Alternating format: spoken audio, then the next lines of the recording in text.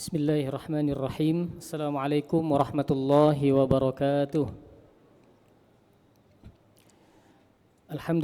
Alhamdulillahilladzi allafa baina qulubina fa asbahna bi ni'matihi ikhwana. Asyhadu an la ilaha illallah wahdahu la syarikalah wa asyhadu anna Muhammadan abduhu wa rasuluhu alladzi la nabiyya wa la rasula ba'dah. Allahumma salli wa sallim ala nabiyyina wa habibina wa syafi'ina wa maulana Muhammadin wa ala alihi wa ashabihi wa man tabi'ahum bi ihsanin ila yaumiddin. Rabbi shrah li sadri wa yassir li amri wahlul 'uqdatam min lisani yafqahu qawli.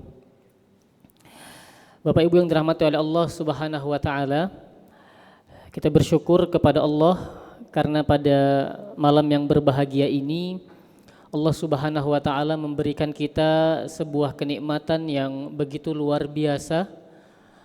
Kenikmatan yang melalui lisan Rasulullah sallallahu alaihi wasallam terselip janji yang kita berharap janji tersebut sampai kepada kita.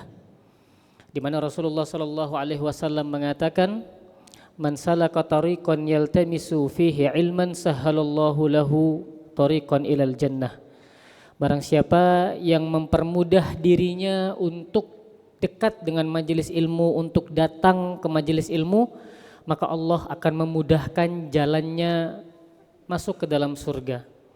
Maka mudah-mudahan hadirnya kita pada malam hari ini menjadi salah satu perantara yang nanti di hadapan Allah Subhanahu wa taala memudahkan kita untuk masuk ke dalam surganya Allah Subhanahu wa taala. Sebab Bapak Ibu, abang kakak yang dirahmati oleh Allah, kita tidak pernah tahu amal ibadah mana yang akan menjadi sebab masuknya kita ke surganya Allah Subhanahu wa taala. Belum tentu salatnya kita, belum tentu puasanya kita, karena kita tidak tahu apakah salat kita diterima, apakah puasa kita diterima. Yang bisa kita lakukan adalah berikhtiar dengan ibadah yang maksimal, semaksimal mungkin kualitasnya dan kuantitasnya. Maka mudah-mudahan dengan kita menambal kelalaian, kekurangan amal-amal wajib kita melalui kajian ini bisa menjadi salah satu yang mengangkat kurang-kurangnya dari ibadah yang selama ini kita lakukan. Dan kita berharap kepada Allah, duduknya kita hari ini ikhlas karena Allah dalam rangka niat mencari ilmu untuk mendekatkan diri kepada Allah Subhanahu wa taala. Salawat dan salam semoga senantiasa tercurahkan kepada Nabi kita, qudwah hasanah kita Nabi Muhammad sallallahu alaihi wasallam beserta keluarganya, para sahabatnya, dan mudah-mudahan kita selaku umatnya kelak bisa mendapatkan syafaat dari Rasulullah sallallahu alaihi wasallam. Amin ya rabbal alamin. Bapak Ibu yang dirahmati oleh Allah Subhanahu wa taala, tema kita hari ini sangat menarik karena ini tema adalah tema yang nanti insyaallah kita akan bahas turunannya begitu banyak. Turunannya begitu banyak dan begitu dekat dengan keseharian kita. Karena kita hari ini hidup di era digital, di mana akses informasi semakin mudah, tapi tidak hanya mudah akses informasinya, akan tetapi informasi yang datang ke kita seringkali tidak utuh, seringkali tidak lengkap. Karena hari-hari ini orang berlomba-lomba untuk menyampaikan sesuatu yang punya nilai jangkauan lebih, atau dalam bahasa medsos punya nilai reach atau engagement yang tinggi. Tidak peduli itu benar atau tidak, selama reach-nya bagus, selama engagementnya bagus, seringkali orang mudah memberitakan sesuatu, menginformasikan sesuatu tanpa peduli apakah yang diberitakan itu bisa menjatuhkan harga diri seorang muslim ataupun muslimah. Sayangnya banyak dari kita sering kepancing. Banyak dari kita mudah terpancing berita-berita yang tidak utuh tersebut, berita-berita yang niatnya untuk mencari reach tersebut, sehingga tanpa kita sadari kita jatuh kepada kemaksiatan-kemaksiatan yang sadar atau tidak kemaksiatan tersebut sering kita lakukan dalam keseharian kita. Di tema hari ini kita akan membahas tentang tabayyun. Sebelum kita membahas lebih jauh, maka kita harus memahami dulu apa itu tabayyun. Secara sederhana, tabayyun itu adalah usaha aktif untuk kita mencari informasi yang jelas. Nah, perlu di-highlight Bapak Ibu yang dirahmati oleh Allah, usaha aktif. Artinya kalau usaha aktif, kita beneran serius mencari mana yang benar, mana yang faktanya bukan yang katanya. Gitu. Bukan sekedar ikhtiar yang semampunya, sekedarnya tidak, tapi kita ikhtiar dengan maksimal, dengan usaha yang terbaik untuk mendapatkan informasi yang jelas sehingga yang tadinya katanya berubah menjadi faktanya. Kalau kita mengerti konsep tabayyun ini, maka insya Allah jangankan ketika posisi suatu berita itu masih jadi katanya, bahkan ketika sudah jadi faktanya sekalipun, insya Allah kita akan selamat dari kemaksiatan. Sebab hati-hati, yang katanya ketika berubah menjadi faktanya, itu juga ada ruang kemaksiatan di dalamnya. Apa saja? Contoh, kita mendapatkan sebuah berita, yang di dalam berita tersebut ada harga diri seorang muslim ataupun muslimah yang dijatuhkan. Tidak peduli kita suka atau tidak suka dengan orangnya, tetapi berita tersebut jelas menjatuhkan harga diri seorang muslim ataupun muslimah, yang di dalam Islam haram hukumnya menjatuhkan harga diri seorang muslim ataupun muslimah, terlepas seseorang tersebut salah ataupun benar, kalau kita tidak punya kapasitas. Kita tidak berhak menjatuhkan harga diri seorang muslim dan muslimah. Bayangkan di era hari ini betapa mudahnya kita mendapatkan informasi perceraian ini, perselingkuhan itu, kriminal ini, kriminal itu. Lalu dengan mudahnya kita kadang masih katanya maka memainkan jari jemari kita tanpa peduli siapa yang salah, siapa yang benar, menghakimi salah satu atau bahkan keduanya dengan kata-kata yang kita ketik ataupun ucapkan, yang saya yakin banyak dari kita tidak berani mempertanggungjawabkan kata-kata itu di hadapan Allah Subhanahu wa taala. Coba kita ingat-ingat, muhasabah diri kita. Ketika kita pernah mungkin julid, nyinyir, mencaci, merendahkan seorang muslim, beranikah kita untuk mempertanggungjawabkan setiap kalimat yang kita ketik di hadapan Allah Subhanahu wa taala? Beranikah kita untuk bersaksi di hadapan Allah Subhanahu wa taala bahwa apa yang kita ketik itu benar dan hak? Beranikah kita ketika kita dimintai alasan kenapa kita menjatuhkan harga diri seorang muslim, ketika nanti Allah tanya kita? Bapak Ibu yang dirahmati oleh Allah, setiap tindak tanduk kita, bahkan ketikan kata perkatanya, huruf per hurufnya di setiap medsos kita, demi Allah semua akan dimintai pertanggungjawaban oleh Allah Subhanahu wa taala. Akan ditanya kenapa kita mengetik itu, dengan niat apa, untuk tujuan apa. Bayangkan ada satu berita, kita nggak kenal orangnya siapa, kita hanya tahu di media sosial, bahkan mungkin kita nggak pernah dengar namanya sebelumnya, hanya karena kita menggunakan emosi semata. Gara-gara kita melihat ini mewakili perasaan kita, mewakili emosi kita, maka kita tumpahkan sumpah serapah, caci maki, menjatuhkan harga diri seorang muslim muslimah. Tidak peduli dia benar atau salah, demi Allah bukan hak kita untuk menjatuhkan harga diri seorang muslim. Karena tugas kita itu adalah dai, mengajak orang lain kepada kebaikan, bukan qadhi, bukan menjadi hakim. Nahnu du'at qabla kulli syai'in. Nahnu du'at walasnal qudat. Kita ini dai, bukan hakim. Siapa hakimnya? Allah. Bagaimana Bapak Ibu ketika kita mencaci maki, maksiat seseorang, kita sumpah serapahi dia, kita hancurkan harga dirinya di medsos, dilihat oleh banyak orang, na'udzubillahi min zalik, dia bertobat di hadapan Allah dan Allah terima tobatnya. Maka apa kata para ulama? Ketika kita mengumpat, mencaci maksiat seseorang, yang orang tersebut sudah bertaubat dan Allah terima taubatnya, tidaklah kita meninggal, kata ulama, sebelum kita akan merasakan maksiat yang sama. Na'udzubillahi min zalik. Bayangkan, semengerikan itu. Lantas Ustadz bagaimana? Saya benci, saya kesal dengan tindakannya, dengan ucapannya, dengan perilakunya. Kita lihat Nabi Muhammad SAW ketika disakiti oleh musuhnya. Ketika yang disakiti adalah pribadinya, maka Nabi tidak pernah membalasnya, bahkan mendoakan kebaikan bagi orang yang menyakitinya. Tetapi kalau yang dihancurkan, direndahkan adalah agama Allah, maka Nabi berdiri paling depan untuk memeranginya. Sekarang kita terbalik. Ada orang yang tidak merendahkan kita, tidak menghancurkan hidup kita. Yang bermasalah dia dan teman-temannya dan pasangannya dan lain sebagainya. Tapi kenapa kita yang rela untuk menjatuhkan harga dirinya, yang nanti tindakan kita ini dimintai pertanggungjawaban oleh Allah Subhanahu wa taala. Ini kalau masih katanya. Sudah banyak teman-teman yang dirahmati oleh Allah, Bapak Ibu, kita melihat kasus A dan B. Dari A, B yang salah, mencaci maki yang B, dasar ini, dasar itu, kurang ini, kurang itu. Beberapa bulan kemudian mulai terungkap, ternyata yang A yang salah, B yang benar, menghina yang A lagi, tadi menghina ini, sekarang menghina yang ini. Apa manfaatnya untuk hidup kita? Demi Allah tidak ada. Tidak ada. Yang perlu kita khawatirkan adalah surga dan nerakanya kita, bukan surga dan nerakanya orang lain.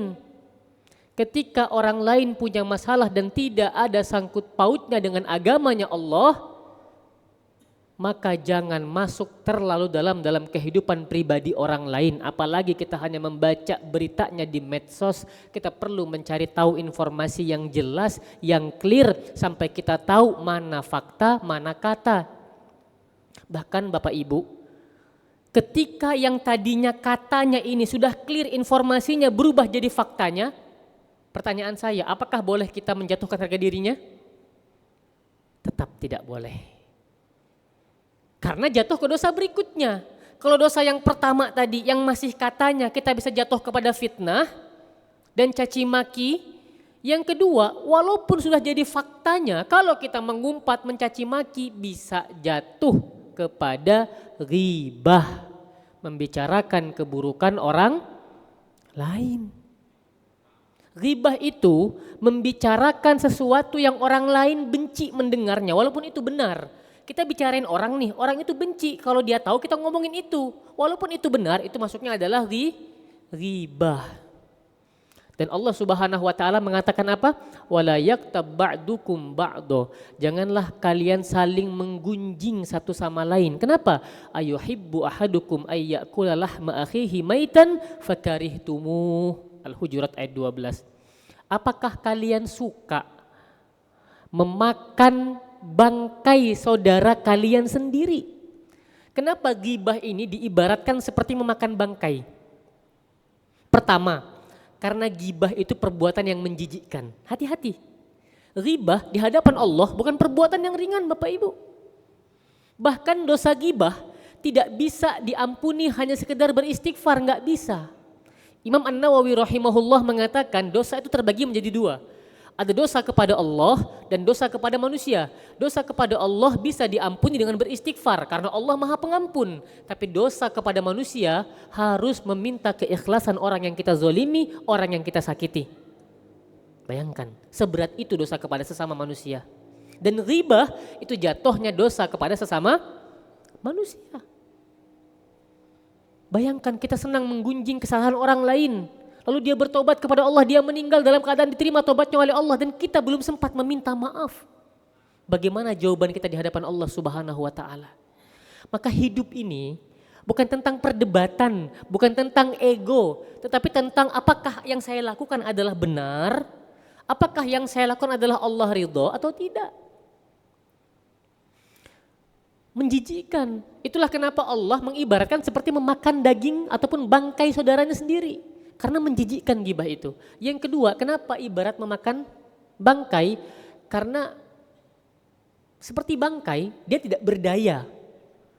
Tidak tahu. Ketika kita merusaknya, memakannya dan lain sebagainya. Maka begitulah orang-orang yang kita gibahi, dia nggak tahu. Mungkin dia baik-baik aja senyum di depan kita. Tapi kita tega menghancurkan harga dirinya, merendahkan marwahnya dengan kalimat-kalimat yang tidak pantas. Ini pentingnya tabayyun. Bahkan yang sudah jadi faktanya saja tidak bebas kita untuk membicarakannya semau kita. Ketika menjadi katanya, nggak boleh diomongin ke sana kemari, cari informasi yang jelas. Karena kalau kita ngomong ke sana kemari ternyata salah, maka menjadi fitnah. Itu ketika menjadi katanya. Pun ketika sudah berubah menjadi faktanya, nggak boleh kita ngomong ke sana kemari.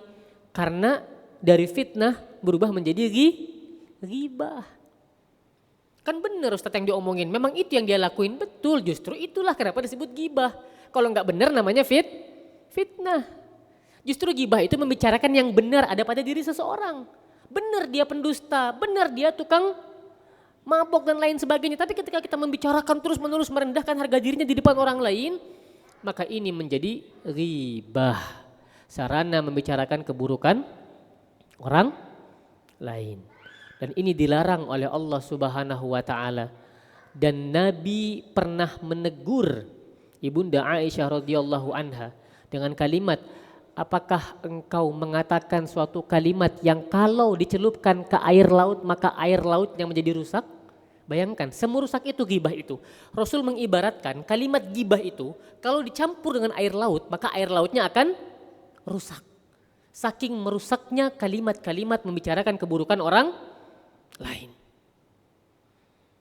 Perhatikan Bapak Ibu, ketika Bapak Ibu memiliki teman yang senang sekali membicarakan keburukan orang lain di hadapan Bapak Ibu, hati-hati. Di hadapan orang lain, dia membicarakan keburukan Bapak Ibu. Karena itu habit, kebiasaan, tabiat. Di hadapan kita, keburukan orang lain yang dibicarakan, si fulan begini, fulanah begini. Tapi di hadapan orang lain, kemungkinan besar keburukan kita yang akan dibicarakan. Maka carilah circle, carilah pertemanan, kerabat, sahabat yang lisannya tidak senang membicarakan keburukan orang lain. Yang dibicarakan apa? Allah, Rasulnya, mimpi-mimpi besar untuk di masa depan, perbaikan-perbaikan diri. Tidak ada waktu untuk membicarakan kesalahan ataupun keburukan orang lain. Fakta bahkan bisa jatuh ke dalam kemaksiatan kalau dia berubah menjadi ghibah. Karena ghibah ini perbuatan yang memang menyenangkan, betul? Kenapa menyenangkan? Ngerumpi. Tanpa disadari ngomong aja, nggak sadar tahu-tahu ngomongin kesalahan orang. Ngomongin aib orang, ngomongin keburukan orang. Barang siapa yang ingin aibnya ditutup oleh Allah di akhirat, maka hendaklah ia menutup aib saudaranya ketika di dunia. Aib kita ini banyak Pak, Bu. Kita maksiat di hadapan orang jarang, tapi ketika sendiri, ketika sembunyi-sembunyi, waliyauzubillah banyak kemaksiatan kita dan itu semua nanti dibongkar oleh Allah Subhanahu wa taala. Kecuali kita gemar menutup aib saudara-saudara kita ketika kita di dunia.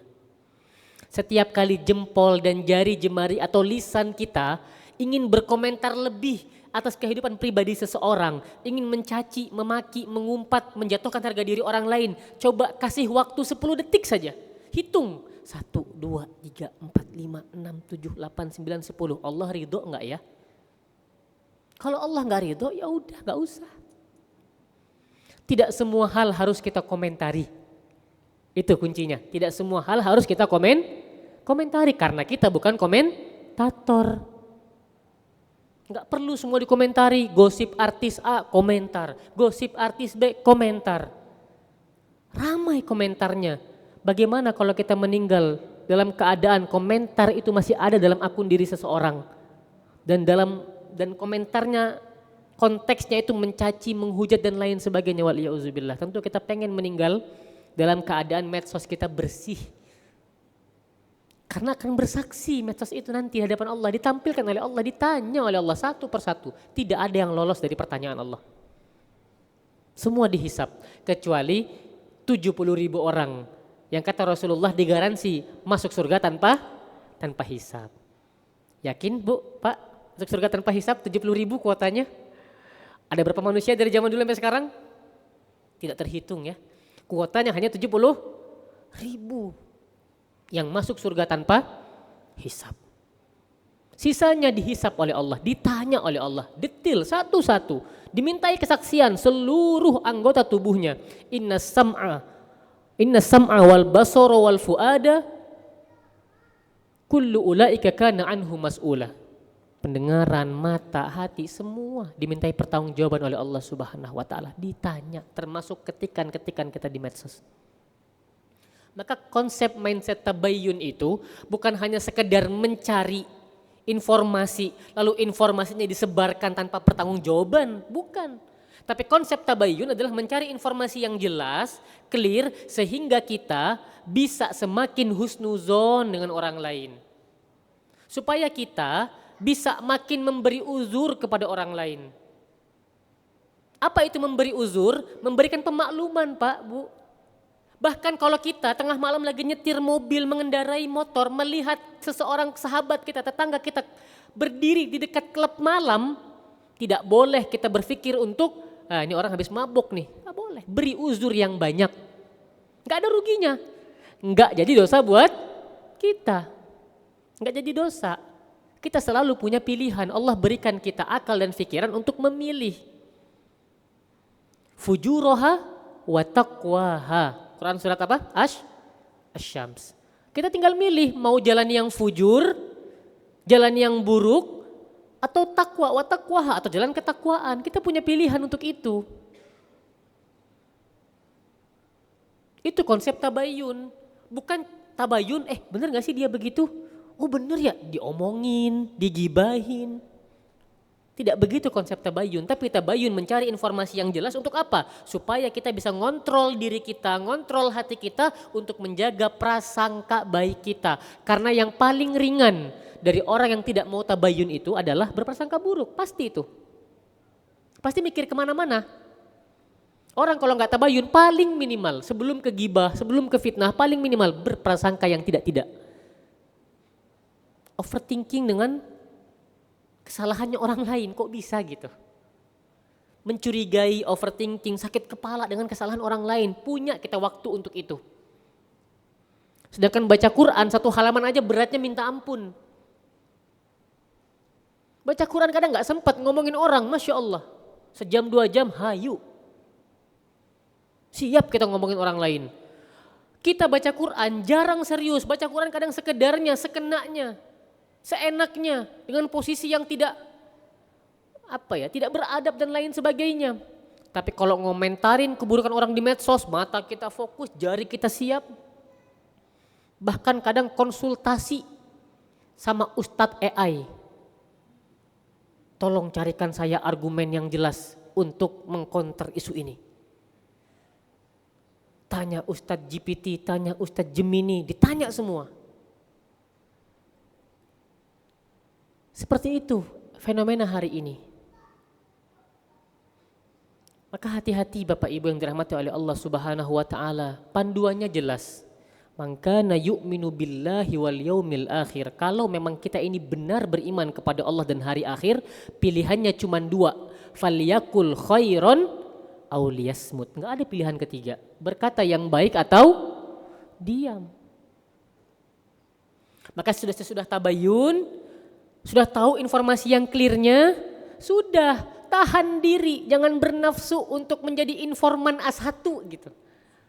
Kan gitu begitu kita ya, berlomba-lomba untuk mencari informasi update. Saya itu melihat fenomena anak muda zaman sekarang, ketika ada berita-berita tertentu, berita-berita negatif, semua orang berlomba-lomba menjadi informan A1. Katanya begini ya, katanya begitu ya, kayaknya begini ya. Wah sayang banget dia begini ya, buat apa?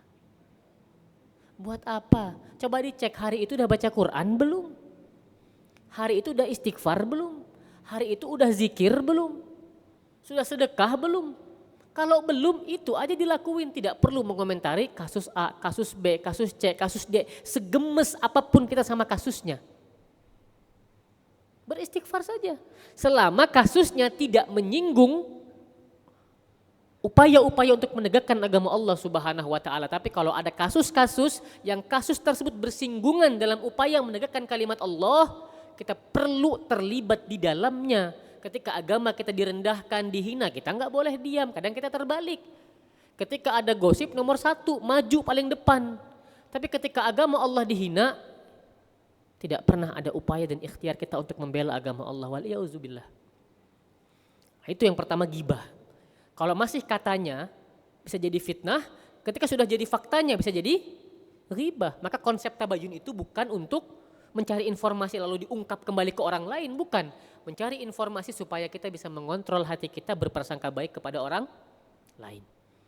Selain ghibah, informasi yang sudah menjadi faktanya itu pun bisa jatuh ke dosa berikutnya yang tidak kalah besarnya dari ghibah, yaitu namimah. Apa itu namimah? Mengadu domba. Nabi Muhammad SAW bersabda tidak akan masuk surga. Clear kalimatnya. La yadkhulul jannah dalam hadisnya. Clear. Tidak akan masuk surga. Siapa? An-namam. Orang yang namimah, senang mengadu domba.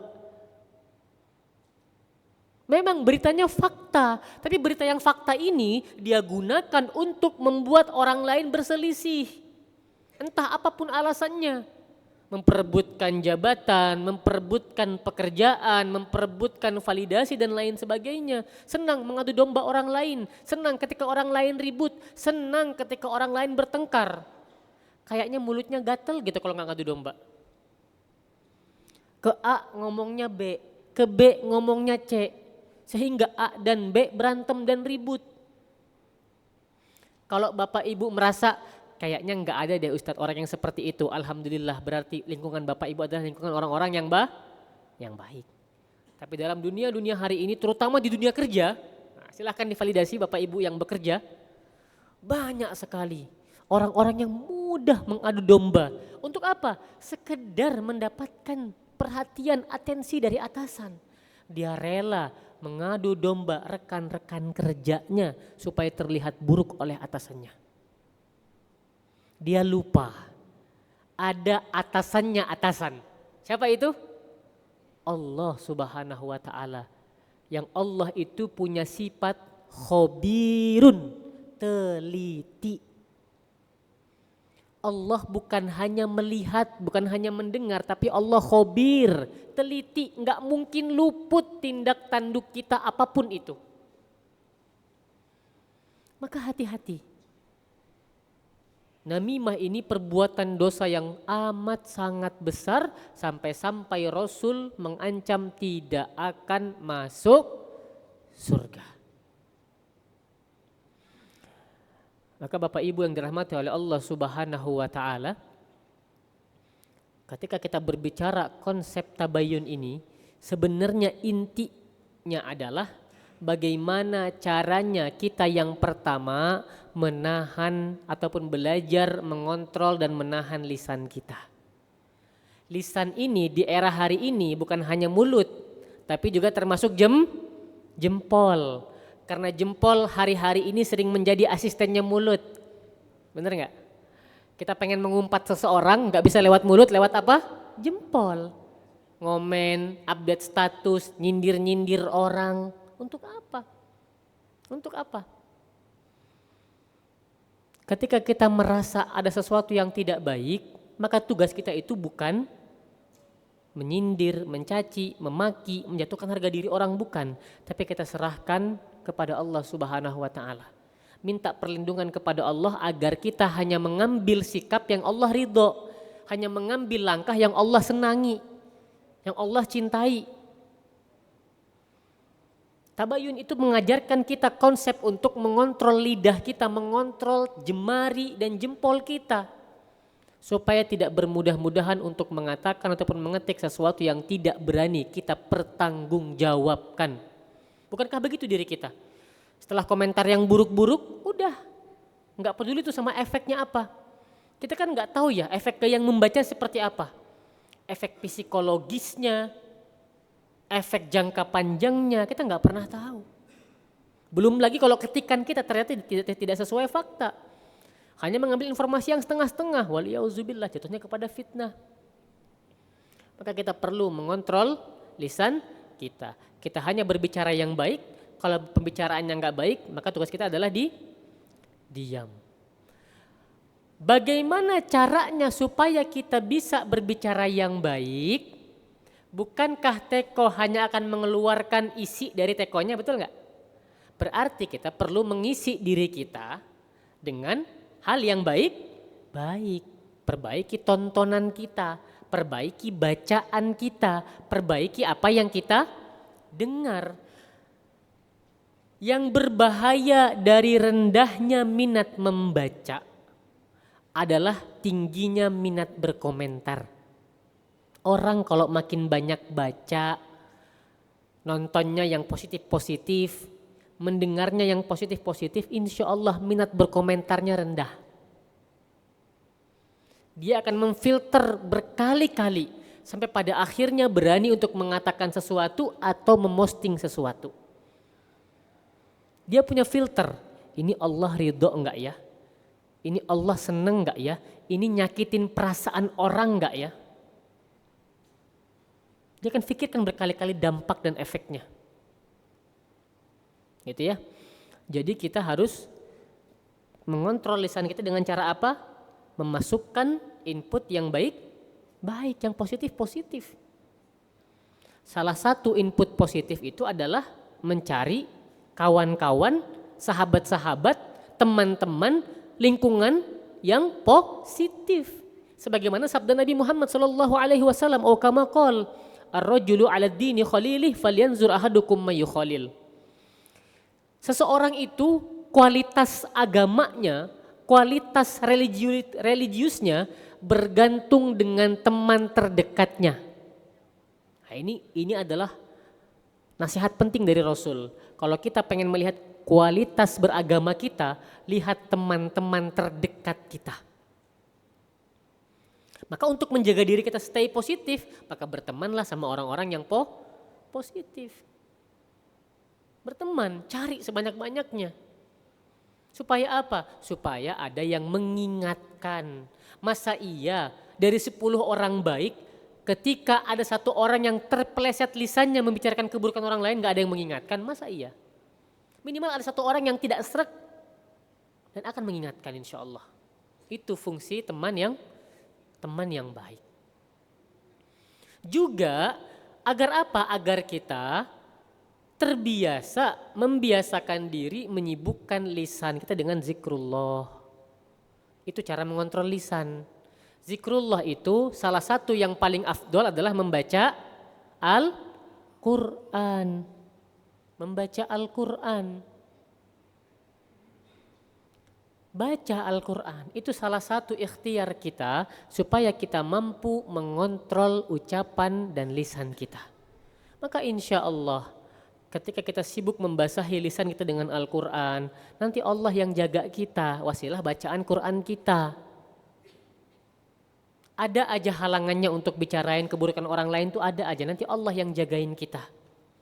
Karena begitulah fungsi Quran, menyucikan jiwa kita, menenangkan hati kita, menjauhkan pikiran kita dari kebisingan dunia. Sebaliknya saat kita jarang baca Quran, apa kata Allah? Wa man a'radu an zikri fa inna lahu ma'isyatan dongka. Barang siapa yang abai dari membaca Al-Quran, maka akan kami timpakan kepadanya kehidupan yang sempit. Quran surat Thaha. Kehidupan yang sempit ini banyak, pikirannya sempit, rezekinya sempit, ketenangan di keluarganya menjadi menyempit, keberkahannya menyempit. Sehingga ketika dia stres, sempit kehidupannya, pelampiasannya seringkali dilampiaskan ke orang lain. Kalau Bapak Ibu punya teman psikolog, boleh divalidasi, silahkan ditanya orang-orang yang mudah membicarakan keburukan orang lain, yang suka mengadu domba, itu biasanya punya luka dalam dirinya. Butuh divalidasi, kurang perhatian, punya masalah dalam kehidupan pribadi, sehingga melampiaskan amarahnya, melampiaskan kekecewaannya ke orang lain. Maka supaya terhindar dari hal-hal tersebut, supaya konsep tabayun ini nempel di kepala dan hati kita, terimplementasikan dengan baik, perbanyaklah baca Al-Quran. Karena fungsi Al-Quran itu menenangkan dan menyenangkan kehidupan kita. Sudah azan ya? Wallahu a'lam bishawab. Nanti insyaallah kita akan lanjutkan lagi selepas azan insyaallah. Assalamualaikum warahmatullahi wabarakatuh. Baik, Masya Allah, Tabarakallah, terima kasih banyak Ustadz Rizal Wahid. Sungguh membuka perspektif kita ya, Bapak, Ibu dan teman-teman sekalian tentang konsep tabayun itu sendiri. Namun qadarullah, Ustadz Rizal Wahid pada malam hari ini memiliki uzur, jadi kegiatan kajian kita akan hanya sampai di waktu Isya ini saja. Sebagai informasi, bisa dilihat di Videotron bahwa saat ini Rizkah sedang menerima atau membuka penerimaan anggota baru. Jadi bagi Bapak, Ibu, untuk anak-anaknya ataupun sahabat Rizkah yang tertarik untuk mengikuti penerimaan anggota baru ini, boleh langsung untuk mengunjungi website Rizkah. itu sendiri. Baik, langsung saja Ustadz, ada pertanyaan yang masuk Ustadz. Izin bertanya, jika kita mendiskusikan atau membahas seseorang yang tujuannya untuk pembelajaran, maka sampai mana batasan kita boleh membicarakan orang tersebut? Jika membicarakan pimpinan yang zolim, bagaimana Ustadz? Apakah itu dosa? Terima kasih. Izin menjawab Ustadz dan nanti langsung untuk ditutup dengan pembacaan doa. Syukron. Bismillahirrahmanirrahim. Membicarakan itu sebenarnya ada pembicaraan dalam rangka tertentu yang dibolehkan itu ada. Salah satunya adalah pembicaraan keburukan seseorang dalam rangka melakukan perbaikan. Perbaikannya itu kalau dalam ruang lingkup organisasi. Tapi dengan kata kunci memang terjadi ikhtiar maksimal untuk tercapai perbaikan tersebut. Contoh, ketika kita melihat kita punya organisasi, lalu ada satu anggota organisasi yang melakukan sebuah kesalahan fatal atau kemaksiatan besar, yang kita tahu kesalahannya ini, kemaksiatannya ini bisa merusak organisasi, maka kita boleh berdiskusi di ruang lingkup pimpinan atau orang yang punya kapasitas untuk mendiskusikan upaya apa supaya bisa menindak orang tersebut, terlepas tindakannya lembut ataupun tegas. Beda cerita kalau hanya diomong-omongi saja. Contoh, ngobrolin pemimpin yang zolim misalnya di kantor, pimpinannya zolim nih di kantor nih, tapi omongannya itu hanya sebatas di bawah saja. Di ruang lingkup karyawan terjadi perubahan enggak? Enggak terjadi, maka ini enggak dibolehkan. Karena tetap gibah. Kalau bahasa motivatornya jangan meludah di sumur yang kita mengambil air di situ. Kecuali kita punya ruang lingkup ataupun punya kapasitas melakukan perbaikan. Contoh, kita melihat ada kezoliman di seorang pimpinan. Lalu kita berbicara dengan beberapa orang yang punya kapasitas, punya kemampuan, punya hak untuk itu. Lalu ada tindakan, contoh disampaikan ke pimpinan langsung, Bapak ini aduan dari bawahan seperti ini, seperti ini, seperti ini. Nah itu boleh kita bicarakan terlebih dahulu keburukannya apa dengan niat untuk melakukan perbaikan. Tapi kalau omongan-omongan buruknya hanya muter-muter di bawah saja, perbaikannya tercapai enggak? Enggak. Jadi kita hanya melampiaskan nafsu dengan dalih untuk mengkritik pimpinan kita yang zolim. Padahal enggak ada yang dikritik di situ. Yang dikritik itu adalah omongan aja satu sama lain. Kalau mengkritik clear, kita rembukin apa kritiknya, kita rembukin apa kekurangannya, ketidakbenarannya itu apa, ketidakbaikannya itu apa, lalu diserahkan dalam bentuk surat, dalam bentuk penyampaian dan lain sebagainya. Itu yang dibolehkan.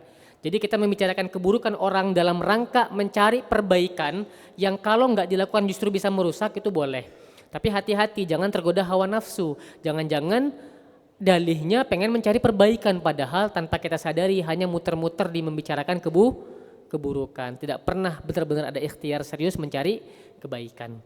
Wallahu a'lam bishawab. Mudah-mudahan Allah menjaga kita dari omongan-omongan, ketikan-ketikan yang Allah tidak ridho, dan semoga Allah membimbing kita hanya untuk berbicara yang baik.